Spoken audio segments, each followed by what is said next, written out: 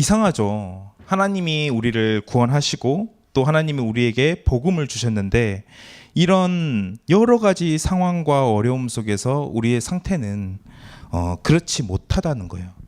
가장 중요한 것은 우리가 이 도전이라는 단어가 이제는 굉장히 낯설어졌다라는 거예요. 너무 낯설어졌어요. 게다가 이 제목은 우리에게 너무 부담을 줘요. 이 도전도 낯선데 뭐 위대한 도전이라고 제목을 거창하게 잡으니까 이 두 가지 조합은 우리에게 굉장히 부담감을 줄 수밖에 없다는 거 너무나도 잘 알고 있습니다. 그런데 오늘 한번 살펴봐야 돼요. 무엇이 위대한 도전인지, 무엇이 우리에게 중요한 어떤 시작점이 되는지를 오늘 짧은 시간이지만 한번 찾아봐야 됩니다. 오늘 본문으로 한번 돌아가서 여러분들 본문 한번 보시면 어떻게 느끼세요? 이 본문을 보면서 여러분들 너무 잘 알고 있는 본문입니까? 이 본문을 보면은 여러분들이 느낄 수 있는 것 세 가지가 있어요. 제가 한번 적어봤어요. 여러분들이 무엇을 느낄 수 있을까? 이 본문은 마태복음밖에 없는 본문이에요. 누가복음도 마가복음도 다루지 않는 본문이에요. 요한복음은 물론이거든요. 근데 이 본문을 읽게 되면은 1차적으로 우리가 어떤 생각을 가지게 되냐면은 신화에 나오는 한 장면 같다. 신비롭다. 굉장히 신기하잖아요. 그렇죠? 아니 예수님께서 물 위로 걸어오는 장면은 우리로 하여금 너무나도 신비롭게 그렇게 생각할 수밖에 없다는 거예요. 신화 같다. 멋있다. 이런 생각도 들 수도 있겠죠. 그리고 또 하나 드는 생각이 또 뭐겠습니까? 베드로 너 좀 까분다. 이런 생각도 들 수 있겠죠. 그렇죠? 아니 왜 지가라니 죄송합니다. 왜 베드로 자기가 먼저 이렇게 얘기했어요. 나로 명하사 물 위로 오라 하소서 이렇게 얘기했어요. 예수님이 오라 하시니 베드로가 배에서 내려 물 위로 걸어가서 그러니까 자기가 자초한 일이야. 그쵸? 진짜 까분다 이런 생각이 들 수 있겠어요. 괜히 가만히 있으면 중간은 가는데 이렇게 까부는 이렇게 좀 마음에 안 든다 이런 생각도 할 수 있겠죠. 뭐 생각이니까. 그쵸? 그리고 세 번째는 이런 부분이 저에게 부담스러운 것 같아요. 마지막에 31절에 뭐라고 돼 있어요? 믿음이 작은 자여 왜 의심하였느냐라고 얘기를 했죠. 막 꼭 우리한테 물어보는 것 같아서, 꼭 우리에게 하시는 말씀 같아서 우리는 이렇게 쪼그라들 수밖에 없는 어떤 말씀들이 또 이 안에 있고 우리가 1차적으로 생각할 수 있는 어떤 말씀들이 있다는 것입니다. 저는 이 느낌 이상의 또 이 표면적으로 보여지는 생각 이상의 우리에게 중요한 말씀들을 오늘 예수님께서 또 성령께서 우리에게 하시고 있다는 생각이 들어요. 그게 뭔지 우리가 한번 조금 깊이 한번 살펴보도록 하겠습니다. 여러분들 본문을 계속 볼게요. 본문이 오늘 중요한 거니까. 이 본문을 보면은 어디에서 이런 일이 일어났는지 아실 수 있어요. 더 중요한 거는 14장의 전체적인 문맥을 통해서 예수님께서 그 앞에 뭐라고 하셨죠? 5,000명을 먹이시다라고 주제가 되어 있어요. 5,000명을 먹이신 뒤에 일어난 일이라는 걸 우리가 알 수가 있죠. 너무 쉽죠. 이 5,000명을 다 먹이고 이 5개와 물고기 2마리를 이걸 축사하시고 다 나눠줬는데 여자와 아이들 빼고 5,000명. 와, 어마어마하죠. 실제로 몇만 명이라는 거예요. 다 배불리 먹고 남은 조각을 12바구니에 차게 거두었으며 굉장히 성공적이었습니다. 이제 사람들은 환호성에 찼고 이제 드디어 우리가 생각했던 그분이 오셨다라고 생각하게 된 거예요. 근데 22절에 우리가 보는 본문에 이 예수님의 반응을 우리는 깊이 생각해 봐야 돼요. 뭐라고 되어 있죠? 예수께서 즉시 제자들을 재촉하사 자기가 무리를 보내는 동안에 배를 타고 앞서 건너편으로 가게 하시고, 뭐라고 되어 있냐면은 이 무리와 제자들을 구분시키는 장면이 나와요. 서둘러서 자기가 무리를 보내는 동안에 배를 먼저 제자들에게 빨리 타게 만들고 건너편으로 가게 하시고, 이거는 강제성을 띠고 있는 거예요. 어쨌든 구분을 두고 있다는 거예요. 이때 5천 명이 또 몇만 명이 이 예수님이 주신 떡과 이 음식들을 먹고 어떻게 생각했습니까? 엄청나게 되는 거예요. 근데 제자들도 같이 그러한 권위에 취해서 예수님을 잠깐 동안이라도 육신으로 볼 수 있는 충분한 요건들이 이때 갖춰져 있는 거예요. 근데 예수님은 그걸 경계하고 이 두 무리를 따로따로 떼어놔요. 사실 이렇게 보면은 이 폭풍 속으로 가는 이 과정 중에 예수님이 직접 명령한 거예요. 먼저 가라고 했으니까. 그 예수님이 일으킨 어떤 상황이라는 것이죠. 근데 그 예수님은 이 두 그룹을 따로따로 떼고 나서 자기는 기도하러 산에 올라가요. 그 굉장히 오랫동안. 여기서 볼 수 있으면은 이게 밤 사경에라고 되어 있죠. 25절에. 밤 사경이라는 건 새벽 3시쯤. 새벽 3시쯤 굉장히 어두운 상황 속에서 이제 예수님께서 기도하러 내려오시고 이제 제자들에게 가요. 근데 이미 제자들의 배는 24절에 보세요.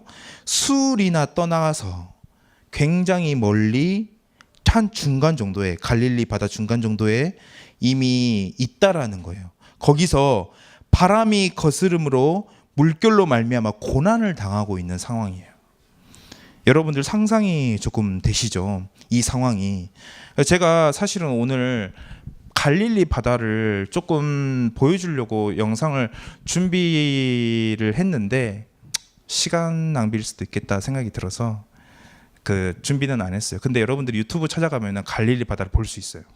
보시면은 이 느낌이 올 것 같아요. 이 갈릴리 바다, 이 갈릴리 호수라고 돼 있는데 이 갈릴리 호수는 바다와 같은 느낌이에요. 근데 그런데도 바다보단 작아요. 근데 이제 거기 유튜브에 쳐보면은 갈릴리 호수가 폭풍을 만난 어떤 영상들을 볼 수 있거든요. 근데 그 영상 보면은 애게 이럴 수 있어요. 별로 뭐 우리 흔히 한국 바다 앞에서 막 파도 칠 때 있잖아요. 그 정도 되는 것 같아요. 근데 제 생각에는, 이건 제 생각입니다. 여러분들 막 참고만 하세요. 제 생각에는 이 바람이 거스름으로 물결로 말미암아 고난을 당하는 게 이 바람과 파도 때문에 이 사람들이 두려워서 고난을 받았을까, 이런 생각들이 들어요. 멀미 아니었을까. 왜냐하면 그런 영향력을 줄 수가 없는 갈릴리 바다였거든요. 바울이 선교 여행을 떠나면서 만난 거기 어디냐, 그 바다와는 다른 바다예요. 거긴 진짜 바다고 여기는 호수와 비슷한, 바다긴 바다만큼 큰데 그래도 호수와 비슷한 어떤 느낌이 있거든요. 어쨌든 이렇게 예수님께서 이제 그들에게 걸어오시는 장면들을 이렇게 볼 수 있습니다. 이제 걸어오는데, 근데 이 베드로는 여기 호숫가에서 물고기를 잡던 사람이었어요. 제가 그냥 여러분들 이해를 편하게 쭉 설명하는 거예요. 여러분들 그 지루한 표정이 좀 부담스럽긴 한데 쭉 설명하니까 여러분들 전반적인 걸 한번 이해해 보세요. 베드로가 그 갈릴리 호수의 어부 출신이었어요. 굉장히 날씨에도 예민하고, 그리고 웬만한 바다 파도에는 별로 감흥이 오지 않을 그런 거는 경험적으로 많이 깨달은 어떤 어부였단 말이죠. 근데 이 제자들이 바다 위로 걸어오심을 보고 놀라. 그러니까 진짜 이게 폭풍이었고 진짜 이게 거셌으면은 그런 경황이라도 있었을까요? 저는 그렇지 않다고 생각해요. 예수님이 그 사이에서 걸어오신 걸 보고 놀라는 거예요. 이제 거기서부터 두려움이 생기는 거예요. 야, 유령이다. 이 무서워하여 소리 지르거늘이라고 26절에 나와 있죠. 예수님이 지금 그렇게 오고 계시다는 거예요. 그래서 예수님이 즉시 이르시되 안심하라. 야, 폭풍 내가 재워줄게 안심해라 이렇게 얘기한 게 아니라 나다 나니까 두려워하지 말라 이렇게 얘기를 하고 있어요. 이제 이야기의 시작점은 바로 여기서부터 시작이 됩니다. 어쨌든 여러분들은 이해를 하실 수 있을 거라고 생각이 들어요. 저는 이 사실이 이렇게 생각이 들어요. 여러분 꼭 파도와 폭풍 때문에 이 사람들이 고난을 당한 게 아니라 항상 같이 있었던 예수님이 없는 거예요. 그 상황에. 어쨌든 예수님이 명령해서 바다에서 이제 갈릴리 호수에서 중간까지 가게 됐어요. 근데 우리에게 예수님이 있질 않은 거예요. 그게 그 사람들에게는 고난이 아니었을까? 고난이 아니었을까? 항상 있었던 예수님이 없었던 거예요. 명령만 하신 거예요. 근데 우리의 인생이 꼭 그렇지 않습니까? 우리가 이때까지 신앙생활을 해왔는데 예수님이 함께 한다는 인상보다는 우리가 예수님께서 뭘 하라고 했으니까 또 그 예수님의 대리자라고 얘기하는 어떤 사역자가 뭘 하라고 했으니까 하는데 굉장히 불안하고 어떤 염려스러운 상황에 항상 놓여 있다는 거예요. 이걸 고난이라고 표현하는 거예요. 지금 그들은 그렇게 있는 거죠. 자기네들이 자발적으로 간 것도 아니고. 어쨌든 그런 굉장히 불안한 상황. 해가 저물기 시작할 때부터 이 사람들은 새벽 3시까지 그런 상황에 있게 된 거예요. 저라도 멀미를 조금 했을 것 같아요. 전 멀미를 잘 안 하는데 굉장히 오랫동안 그 파도 속에 위에 있었던 것이죠. 이제 중요한 것은 여기서부터입니다. 중요한 것은 베드로가 이렇게 얘기하는 거예요. 28절에 주여 만일 주님이시거든 나를 명하사 물 위로 오라 하소서 하니. 베드로가 이렇게 예수님을 향해서 도전하고 있어요. 근데 29절에 예수님이 이렇게 얘기하고 있어요. 오라 하시니. 와라. 내게로 와라. 이렇게 얘기하고 있어요. 그걸 허락하고 있는 거예요. 베드로가 배에서 내려 물 위로 걸어가서 예수께로 가되. 저는 이 구절을 보면서 여러분들이 굉장히 이 베드로의 연약함에 대해서 비판할 수도 있고 여러 가지 상황을 대해서 이야기할 수 있지만 여러분들 본문을 자세히 한번 봐보세요. 여러분들 베드로가 이렇게 얘기하고 있어요. 주여 만일 주님이시거든 나를 명하사 물 위로 오라 하소서 하니. 이 만일이라는 표현이 이런 표현이에요. 그냥 여러분 주님인지 아닌지 표현이 아니라 진짜 주님이 확실하다는 거예요. 만일 주님이시거든 나를 명하사 물 위로 오라 하소서 이렇게 얘기하고 있는 거예요. 이 베드로의 시작은 완벽했습니다. 완벽했어요. 베드로는 그 시작이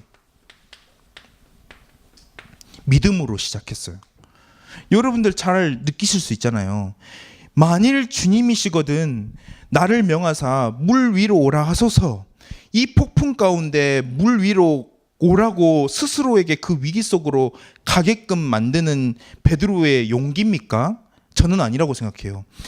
이 베드로는 충만한 거예요. 충만해. 예수님의 상태에서 충만했어요.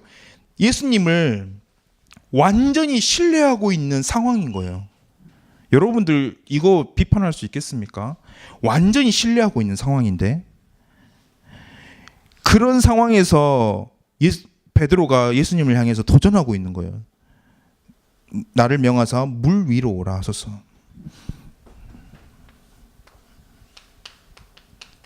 근데 많은 사람들이 시작을 제대로 하더라도 이 방향을 제대로 못 잡아서 많이 무너지는데 심지어 베드로는 방향도 잘 잡았어. 뭐라고 왜 그렇게 생각하십니까? 물어볼 수 있는데 이렇게 생각할 수 있어요. 예수님께서 오라 하시니 했잖아요. 29절에. 근데 29절에 다시 한번 봐보세요. 베드로가 28절에 다시 한번 봐보세요. 나를 명하사 물 위로 오라 하소서. 만약 베드로의 방향이 중심이 저 물 위를 걷는 것 자체가 베드로의 목적이었다면 그건 잘못된 거겠죠.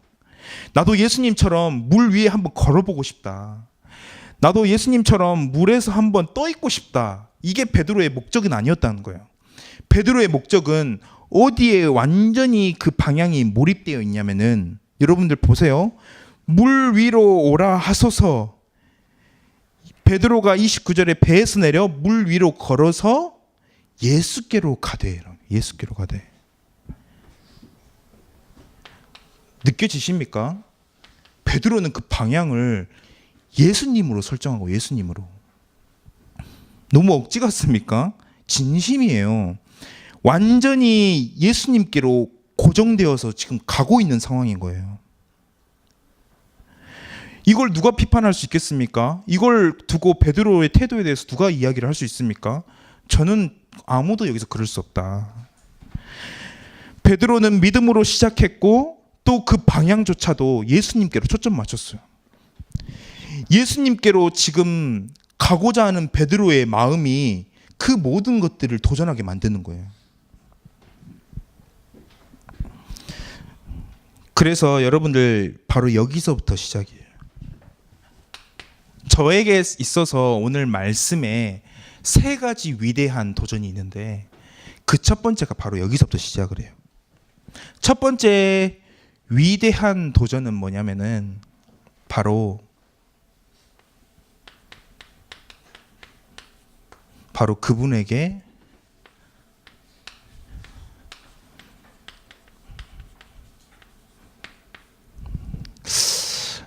얼마나 여러분들이 이해할 수 있을지는 잘 모르겠어요.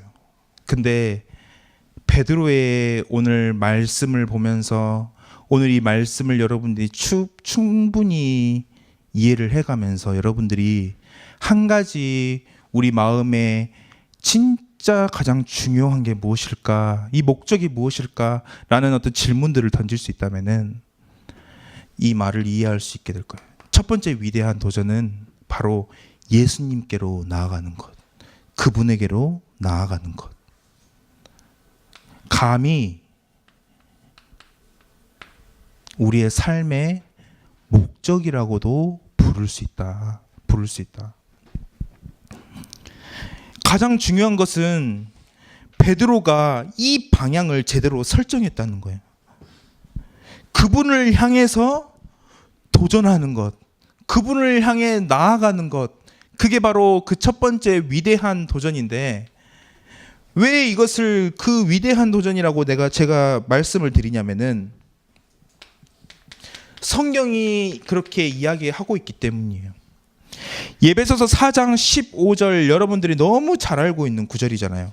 뭐라고 되어 있죠? 예배소 4장 15절에 범사에 그에게까지 잘할지라 그는 머리니 곧 그리스도라 라고 되어 있어요. 범사에 그에게까지 잘할지니라. 우리 신앙생활에 목적과 목표가 있다면은 여러분들 뭐겠습니까? 여러분들 흔히 생각하면 사람을 전도하는 게 신앙생활 목적이 아닐까요? 여러분은 뭐예요, 그러면은? 여러분들 스스로가 어떤 목적과 목표를 가지고 살고 있습니까? 성경에는 너무나도 분명하게 이야기하고 있어요. 뭐라고 얘기하고 있죠? 범사에 그에게까지 잘할지라. 범사에 그에게까지. 오직 사랑 안에서 참된 것을 하여 범사에 그에게까지. 우리의 온 인생을 투자해서 그에게까지 자라나라. 예수님에게까지로 자라나라. 그렇게 얘기를 지금 하고 있다는 것입니다. 또 뭐라고 얘기를 하고 있냐면은 로마서 8장 29절에 이와 비슷한 이야기를 하고 있어요. 야, 하나님이 미리 아신 자를 선택했는데 왜 그랬냐면은 그 이름의 형상을 본받게 하기 위해서다. 예수 그리스도를 본받게 하기 위해서. 아시겠습니까? 그 범사에 그에게까지 자라나고 그의 형상을 본받게 하기 위해서. 또 하나는 무슨 구절이 있냐면요, 요한일서 2장 6절. 혹시 어플이 있다면 빠르게 찾아봐도 좋을 것 같아요. 그리고 빌립보서 2장 잘 알고 있죠? 5절에서 8절 그 이야기를 하고 있어요.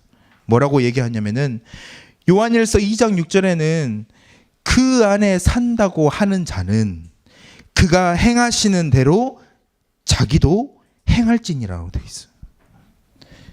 복음 안에 산다고 하는 자들은 이 예수님을 따라서 이 예수님을 닮아가는 것, 이 예수님에까지로 자라나는 것, 그것은 뭐냐면은 그가 하신 대로 자기도 행할지니라고. 그가 하시는 대로 우리도 행할 수 있도록 만들기 위해서라는 거예요. 또 하나는 뭡니까? 빌립보서 2장 5절에서 8절 뭐라고 되어 있습니까? 너희 안에 이 마음을 품으라. 이 마음을 품으라. 무슨 마음이죠? 곧 그리스도 예수의 마음이니. 너희 안에 이 마음을 품었으면 좋겠는데 그것은 뭐냐면은 그리스도 예수의 마음이야. 그리스도 예수의 마음. 닮아가라는 거예요. 닮아가라는 거. 여러분들 신앙생활 이제 다 끝났습니까? 알 만큼 다 알고 여러분들 할 만큼 다 하고 이제는 뭐 조금 적당히 안 할 거 안 하고 할 거 하고 이렇게 생각하고 있습니까? 천만에요. 천만에. 여러분들 이 욕심 있습니까? 베드로는 적어도 가지고 있었어요. 베드로는 자신의 온 인격과 온 인생을 들여서 예수님께로 나아가고자 하는 베드로의 오늘 중심들을 우리가 볼 수 있잖아요. 또 뭐라고 되어 있습니까? 요한복음 13장 8절에서 15절.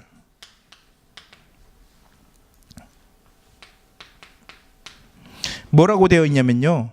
내가 뭐 긴 구절이지만 이 요한복음 8장 13장 8절에서 15절은 너무 웃긴 구절이에요. 아주 이런 말 하면 정말 그렇지만 아주 머리를 때리는, 정말 골 때리는 어떤 믿음의 선배를 또 볼 수가 있어요. 베드로예요. 베드로가 나와요. 저는 근데 이 베드로가 너무 좋은 거예요. 이게 뭐라 했죠? 예수님께서 종처럼, 노예처럼, 그 당시 발은 노예만 씻을 수 있는데 노예처럼 예수님이 발을 씻으려고 하니까 베드로가 절대 안 됩니다 이렇게 얘기를 하고 있어요. 근데 예수님이 뭐라고 했죠? 이렇게 하지 않으면 너와 내가 상관이 없다. 상관이 없다. 그러니까 베드로가 그 말을 듣고 화들짝 놀래가지고 그러면 제 몸을 더 씻어달라고 이렇게 요구하고 있어요. 얼마나 웃겨요. 그리고 베드로의 순박함을 느끼실 수 있겠죠. 그 베드로는 예수님과 상관 있고 싶은 거예요. 더 상관 있고 싶은 거예요. 예의 범절 이런 것들 다 상관이 없어. 그냥 이 사람의 모든 기본적인 가슴 깊은 신앙의 동력은 그냥 예수님과 가까워지고 싶은 거예요. 그러니까 저 다 씻어달라고 이렇게 얘기를 하고 있어요. 근데 예수님께서 이 말을 제가 하고 싶은 게 아니라 이 뒤에 마지막에 뭐라고 되어 있죠? 내가 너희에게 행한 것 같이 너희도 행하게 하려 하여 본을 보였노라 이렇게 얘기하고 있죠. 예수님의 원리는 아주 간단해요. 우리가 예수님을 보면서 예수님의 죽으심을 놓고 애통해하며 내 자신의 어떤 모습들을 제대로 보고 부활을 통해서 승리하신 예수님의 어떤 위대함에 감격하고 또 감격할 수 있지만은 우리가 진짜로 이제는 나아가야 될 방향은 뭐냐면은 예수님을 점점 닮아가는 거예요. 닮아가는 거. 할 수 있겠습니까? 사실 두려워요. 잘 못할 것 같아요. 근데 오늘 예수님께서 이 구절들을 통해서 보여주고 계세요. 자기를 닮아가라. 이거를 C.S. 루이스는 작은 예수가 되라라고 얘기하고 있어요. 작은 예수가 되라. 그 욕심이 있습니까? 작은 예수가 되는 것. 그런 거는 전도를 잘하는 사람이 되는 게 아니에요. 전도를 잘하는 사람이 우리 인생의 목적이 아니라는 거예요. 그거는 그의 은사대로 따라오는 것들이에요.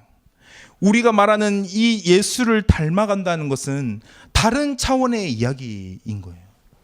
저는 제 개인적인 얘기를 해서 죄송하지만 저 주변에 많은 신학생들, 많은 하나님의 사람들이 있어요. 제 주변에는 그렇게 형성이 돼 있어요. 근데 그들과 조금만 대화를 해보면은 저는 알고 있어요. 이 사람 진짜 하나님 사랑하는 사람 아니구나. 하나님 사랑하는 사람 아니구나. 저한테는 전도가 중요하다고 막 강조를 하는데 저는 그게 아무런 설득력이 없어요. 저한테. 이상하죠. 왜냐하면 그의 삶과 그가 느끼는 비전과 그가 말하는 그 모든 것들이 저는 하나님과 이상하게 대적돼 있다고 생각하는 거예요. 그런 사람이 의외로 많다는 거예요. 전도는 중요하고 우리의 삶은 중요하지 않습니까? 우리의 삶도 또 강조하는 사람들 있죠. 그럼 전도의 사명은 중요하지 않습니까?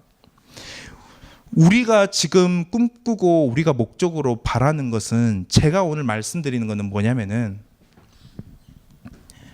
우리의 전 인격을 통해서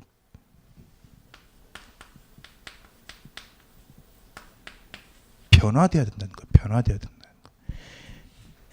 예수님처럼 여러분들이 변화되어야 된다는 거예요. 변화되는 거. 얼마나 최고의 목적입니까? 최고의.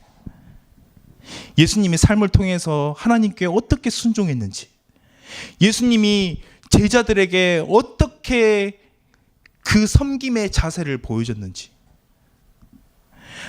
또 어떻게 성육신했는지, 육신의 몸을 입고 이 땅에 오셨잖아요. 저희가 이해할 수 있는 형태로 오셨잖아요. 여러분들 만난 렘넌트들이 그러고 있습니까? 여러분들이 만난 렘넌트들 수준으로 다 내려가서 이 성육신한 그 중심을 가지고 만나고 있습니까? 저도 못하고 있어요. 부끄러워요, 엄청. 그들의 문화를 이해하고, 야, 뭐 저런 문화, 저런 이 생각을 하냐. 에이, 네가 그래서 중딩이야. 네가 그래서 고딩이야. 네가 그래서 초딩이야. 이렇게 비판하기 전에 정말 그들처럼 내려가서 그들이 생각하는 어떤 그런 지점에서 같이 고민하고 그 사람의 언어로 한 번쯤에 이야기를 해본 적이 있냐는 거예요. 우리 교사잖아요. 근데 못하고 있어요. 예수님은 그렇게 했어요. 예수님이 보여주신 본은 바로 그런 것들이에요. 성육신한 게 바로 그런 것들이잖아요. 그 닮아갈 수 있겠습니까? 한 영혼을 향해서 우리가 그렇게 낮아질 수 있을까요? 위대한 도전. 위대한 도전. 우리 인생을 통해서 이루어가야 될 최고의 도전이에요. 여러분들 그 앞에 지금 서 있는 것입니다. 오늘 예수님께서 뭐라고 얘기하고 있죠? 자기 자신에게 오라 이렇게 얘기하고 있어요. 오라. 이걸 진짜로 원하냐? 너가 진짜로 원해? 너가 진짜 나와 같이 되기를 원해? 정말로 나를 원해? 그러면은 오라. 와라. 와라. 제발 좀 와라. 여러분들 제발 좀 가시길 바라겠습니다. 제발 좀 와라. 기름기를 다 뺀 말씀이에요. 불필요한 거품이 하나도 없어요. 야, 저 같으면은 야, 와라. 베드로야. 근데 조심해. 물이 좀 깊어. 네가 호수라고 생각하겠지만 너 오보니까 잘 알겠구나. 이게 깊은 곳이야. 굉장히. 그러니까 가슴부터 심장 가까운 데서 물 좀 바르고 체조도 좀 하고 와. 그래도 좀 이렇게 빠질 수도 있어. 그냥 뭐 여러 가지들을 이야기할 수 있겠는데 상황마다 다 다르겠죠. 근데 예수님께서 한마디로 했어요. 한마디. 와라. 와라. 그 상황들 다 안고 와라. 너에게 어떤 상황이 있을지 모르겠어. 너가 이걸 결단하고 나서 내가 나를 닮아가는 사람이 될 거야라고 결단하는 그 순간부터 인생의 모든 문제점들이 생길 수도 있어. 여러 가지 선택들이 생길 수 있어. 근데 와. 그 모든 것 감내하고 와봐봐. 오늘 베드로는 그렇게 예수님께로 가게 된 것이 갔어요. 나의 전인격으로 예수님께로 간 것이에요. 우리는 흔히 교육을 이야기할 때 우리 대한민국은 영어 교육이 실패했다 이렇게 얘기를 하죠. 그게 왜 그렇습니까? 저를 보면 알 수 있어요. 저를 보면. 저 초등학교 3학년 때부터 영어 공부를 했던 기억이 있는데 학교에서 공식 교과 과정으로. 근데 지금 영어를 잘하는 게 중요한 게 아니라 아예 말을 못하는 사람이 돼 있으니까. 영어 공부 얼마나 오래 했습니까? 그걸 저희 스스로는 반성적으로 생각하는 거죠. 교육에 좀 실패했다. 어떤 부분을 좀 개선해야 되나. 여러분들 지금 여러분들을 스스로를 쳐다보세요. 여러분들 쳐다보세요. 여러분들은 수많은 훈련들을 받았는데 여러분들은 어떻습니까? 이 질문 해볼 수 있잖아요. 예수님께로 나아가고 있습니까? 예수님 닮아가는 것에 조금씩 변화되어지고 있냐는 거예요. 내가 내 옆에 사람들을 만났을 때, 내게 하나님이 렘넌트들을 붙여줬을 때, 또 어린 렘넌트들을 붙여줬을 때 우리의 중심이 지금 어떻습니까? 이 시간만 제발 지나갔으면 좋겠다. 빨리 이 시간 끝나고 나 혼자 조금 은혜를 조금 받고 싶다. 이렇게 생각하기가 십상이죠. 근데 진짜 한번 우리 질문해 봐야 돼요. 여러분들 훌륭한 아버지 밑에서 안전하게 보호받는 거는 편해요. 근데 여러분들에게 반드시 그 질문이 생기게 돼요. 뭐냐면은 나도 언젠가 저 훌륭한 아버지가 돼야 되는데, 나도 언젠가 우리 엄마 같은 엄마가 돼야 되는데, 그거는 쉬운 일은 아니에요. 그분들의 통제 아래서 살 때는 쉽죠. 물론 예수님은 계속 우리를 통제하고 계시고 함께하고 계세요. 근데 예수님이 우리에게 주시는 도전은 그 정도가 아니라는 거예요. 나와 같이 돼. 나와 같이. 나처럼 되라는 거야. 신앙생활 할 때 너네가 여러 가지 격가지들이 많아. 근데 진짜 중요한 것은 내가 왜 내 인생을 통해서 사복음을 통해서 다 말을 해줬을까? 왜 내 인생을 다 알려줬을까 너네한테? 그거는 내가 어떻게 문제 앞에서 하나님께 반응했고, 어떻게 기도했으며, 어떻게 내 인생의 소명을 향해 나아갔으며 결단했으며, 내 인생을 통해서 어떻게 하나님 앞에 순종을 보여줬는지, 그것들을 하나하나씩 보여주고 있다는 거예요. 예수님께로 나아가라. 빨리 하겠습니다. 그래서 두 번째 위대한 도전은 뭐냐면은 이제 첫 번째 것만 여러분들이 중심으로 담아도 쉬운 거예요. 쉬운 거예요. 뭐냐면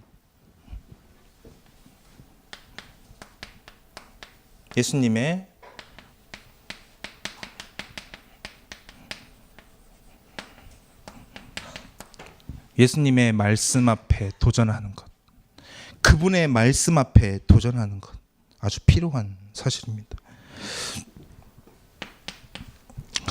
마태복음 14장 오늘 본문이죠. 28절에 베드로가 이야기를 하고 있는 걸 가만히 살펴보세요. 나를 명하사 물 위로 오라 하소서 하니. 베드로가 그렇게 얘기할 수 있는 건 뭐였죠?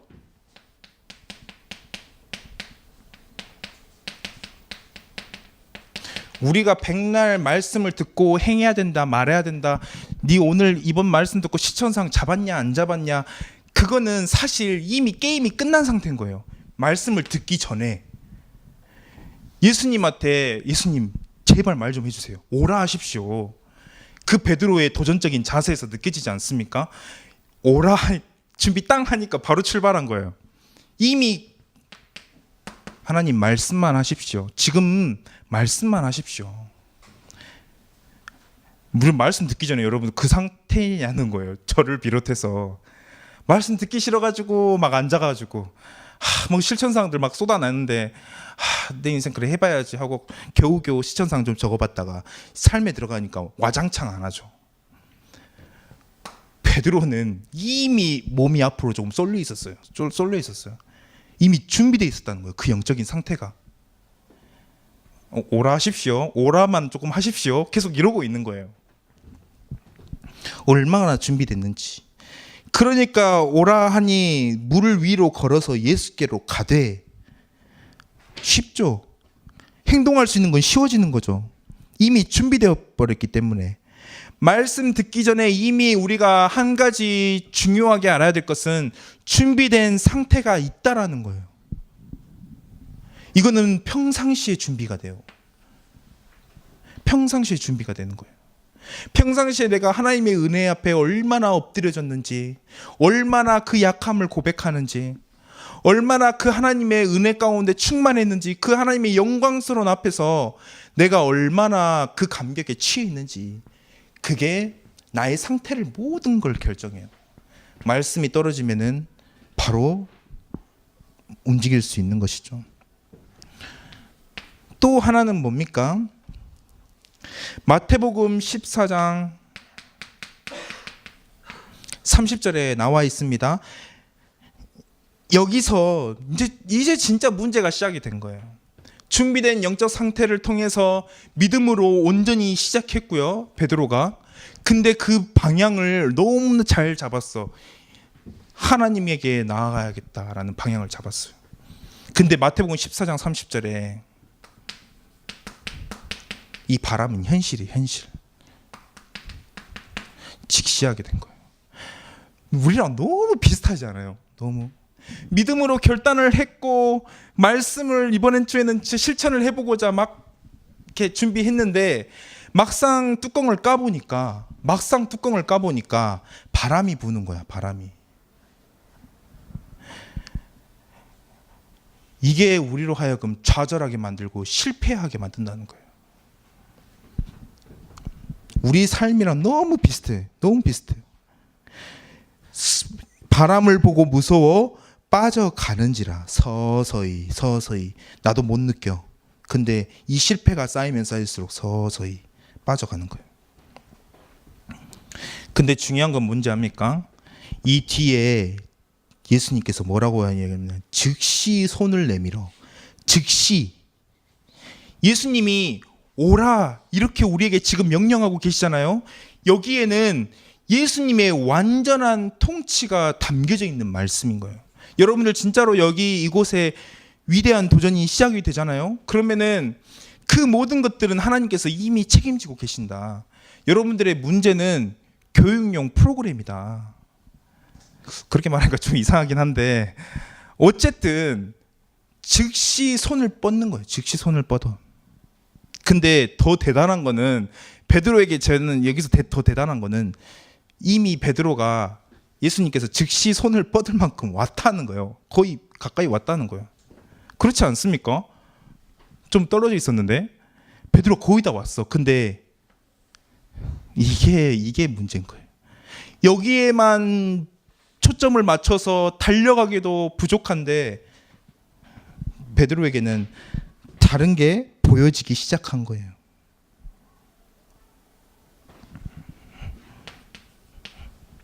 그래서 마태복음 14장 31절 뭐라고 되어 있죠? 예수님께서 이야기를 하고 있습니다. 믿음이 작은 자여 왜 의심하였느냐 하시고 라고 되어 있어요. 왜 의심하였느냐. 다른 말로 왜 저울질했냐. 왜 그렇게 얘기를 하는지 제가 오늘 이 말씀을 하기 위해서 말씀을 전달하기 위해서 조금 주석을 찾아봤어요. 원어로는 무엇을 얘기하고 있는가 조금 궁금해서 한번 찾아봤는데 이렇더라고요. 이 왜는 이 왜 의심하였느냐의 왜는 우리가 평상시에 말하는 야, 너 뭐 때문에 그랬어? 그렇게 말하는 왜가 아니라는 거예요. 굉장히 호의적인 왜라는 거예요. 호의적인 왜. 뭐 때문에 그렇게 얘기하냐면은 이건 무엇 때문에 그렇게 했어의 왜가 아니라 너가 무엇을 위하여 그렇게 했냐? 물어보고 있는 거예요. 이 왜가. 무엇을 위하여 그렇게 했냐? 그리고 이 의심했다는 말은 무슨 말이죠? 이 마음이 두 갈래로 쪼개어져서 어찌할 바를 왜 몰랐냐는 거예요. 너가 나를 위해서 왔잖아. 나를 위해서 왔잖아. 근데 그 한 가지 마음이 도대체 뭐였어? 물어보고 있는 거예요. 무엇을 위해서 이런 선택을 했어? 왜 이 두 가지 상태에서 갈팡질팡했어? 왜 저울질을 했어? 왜 그랬어? 담비야 왜 그랬어? 알겠습니다. 왜 그랬냐는 거예요. 우리의 믿음과 현실 이 사이에서 얼마나 저울질을 하고 있는지 우리 너무 스스로 자신을 잘 알고 있잖아요. 말씀 앞에서 도전해라. 진짜 도전하자. 세 번째는 뭡니까? 세 번째 위대한 도전이 있어요. 근데 이거는 조금 말씀드리기가 조금 그래요. 뭐냐면은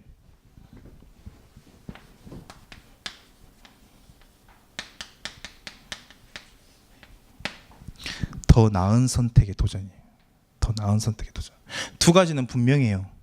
예수님께로 나아가는 그 도전. 그리고 두 번째는 말씀 앞에서 그 말씀대로 움직이려는 도전.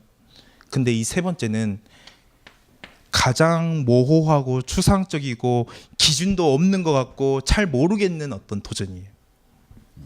더 나은 선택을 위한 도전이에요.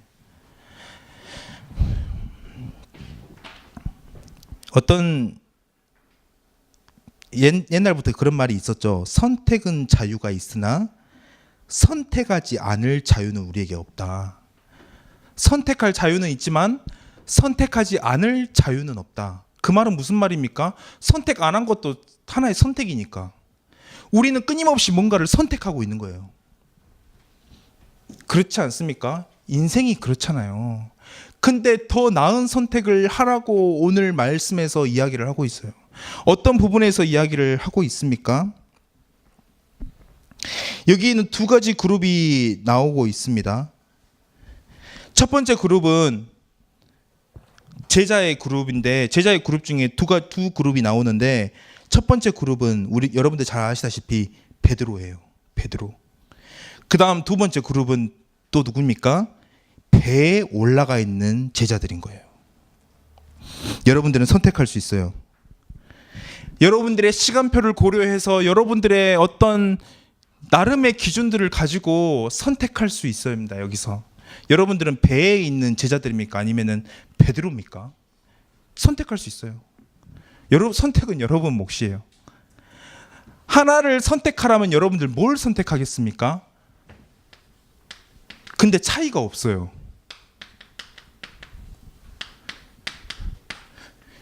나중에 예수님이 베드로랑 같이 배에 올라가서 그 제자들이 똑같은 고백을 하나님의 아들이십니다. 다 같이 고백해요.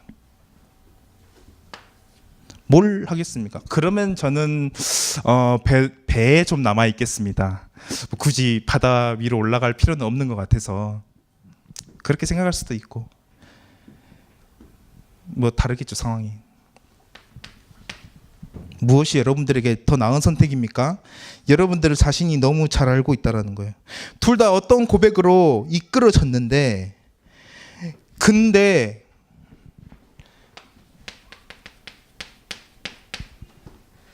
뒤이어서 조금 달라져요. 뒤이어서 다 똑같은 고백을 한 줄 알았는데 여러분들 마태복음 16장으로 넘어가십시오. 마태복음 16장으로 넘어가시면은 14절에서 16절 우리가 너무 잘 알고 있는 구절들이죠. 근데 거기서 뭐라고 얘기하죠? 다른 제자들이 하나님이 인자를 누구라 하느냐라고 물어보니까 다른 제자들이 세례 요한이다, 엘리야다, 에레미야다, 선지자 중에 한 명이다. 하나님의 아들이라고 고백해놓고 그거는 다른 건 거예요. 베드로 같이 경험으로 완전히 전인격적으로 하나님 앞에 몰입해가지고 집중해가지고 모든 도전들을 감행했던 그 베드로와 이 제자들과는 같은 고백의 무게가 같지 않다라는 거예요. 근데 마태복음 16장 16절에 베드로는 너무 명확하게 하나님 예수 그리스도를 명확하게 설명하고 있죠. 원어로는 당신은 그리스도다. 살아계신 하나님의 아들이시다. 더 깊고 더 확실한 고백을 베드로는 마태복음 16장 16절에서 고백할 수 있었던 거예요. 이 결과가 달라요. 그 당시에는 다 같은 고백을 했죠. 너무 놀라우니까. 근데 시간이 지날수록 우리를 하여금 더 단단하게 만들어주는 것은 이 도전 앞에 섰냐 서지 않았냐, 이 차이가 만들어진다라는 것이. 여러분들은 무슨 선택을 하고 싶습니까? 이 극명하게 갈리는 고백의 깊이에 여러분들은 어디 고백을 하고 싶습니까? 이게 가장 우리에게 중요한 위대한 도전 중에 세 번째, 더 나은 선택을 하라. 내가 더 믿음의 고백을 더 확실하게, 더 깊이, 더 풍만하게 할 수 있는 그 선택들을 해나가는 것. 이 모든 것은 우리의 삶을 통해서 세워진다는 것. 그리고 이 말은 저에게도 예외가 아니라는 점. 여러분과 저와 같이 그 출발선에 놓여 있어요. 여러분들 스스로 여러분들에게 서로 자극이 되어지고 의지가 되었으면 좋겠어요. 여러분들이 뭐 대단한 거 한다 박수 쳐주고 뭐 그런 것보다 여러분들 옆 사람을 쳐다볼 때 이 사람이 진짜 이곳에 계속 몸부림을 치고 있는가? 예수님을 나는 더 닮아가기 위해서 몸부림을 치고 있는가? 그거에 더 격려해주고, 그 사람이 진짜로 말씀 앞에서 어떻게 하면 하나님 앞에서 그 말씀의 믿음의 도전들을 할 수 있을지 더 서로가 힘이 되어주고, 더 나은 선택들을 할 수 있도록 진지하게 영적인 충고와 고민들을 같이 해줄 수 있는 공동체. 하나님이 우리에게 공동체에게 주신 또 다른 위대한 도전인 거예요. 오늘 이 말씀을 기억하면서 정말로 중요한 여러분들만의 어떤 중요한 비밀들을 깨달아가는 시간들이 되길 바라겠습니다. 오늘 시간이 죄송합니다. 굉장히 오버가 돼서 오늘은 특별히 포럼은 따로 하지 않고 여러분들 지금 이 시간 함께 조금 말씀을 묵상하는 시간을 가졌으면 좋겠어요. 한 1분 정도. 여러분들에게 중요한 도전들이 놓여져 있습니다. 근데 그거는 보통 도전은 아니에요. 우리로 따지면은 어떤 훌륭한 아빠가 되는 것, 훌륭한 엄마가 되는 것만큼이나 어려울 수 있는 도전입니다. 근데 예수님은 우리로 하여금 그 사실을 이야기하고 있어요. 그리고 오늘 우리에게 베드로가 부르는 것처럼 오라 이렇게 얘기하고 있어요. 여러분들은 그 응답에 반응하는 제자입니까? 저와 같이 그 응답에 반응하는 그런 삶들이 시작되는 어떤 시작이 됐으면 좋겠습니다. 이 시간 말씀을 조금 조용히 묵상해 보면서 필요하다면 여러분들 주보에 나와 있는 포럼의 주제도 생각해 보면서 한번 깊이 조금 스스로를 돌아보는 시간을 조금 가졌으면 좋겠습니다.